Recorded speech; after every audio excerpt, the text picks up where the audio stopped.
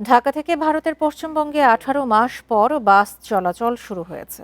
এই রুটে ছিল ঢাকা হয়ে ভারতের পশ্চিমবঙ্গের কলকাতা ও ত্রিপুরার আগরতলা এবং আগরতলা থেকে কলকাতা। মঙ্গলবার ২০ জন যাত্রী নিয়ে বাসটি কলকাতা থেকে ঢাকা হয়ে আগরতলায় যায়। এ সময় আগরতলা চেকপোস্টে তাদের বরণ করে নেন ত্রিপুরার পরিবহন মন্ত্রী সুশান্ত চৌধুরী। ২০২৪ সালে শেখ হাসিনার পতনের পর ভারত ও বাংলাদেশের মধ্যে বাস চলাচল বন্ধ হয়ে যায়।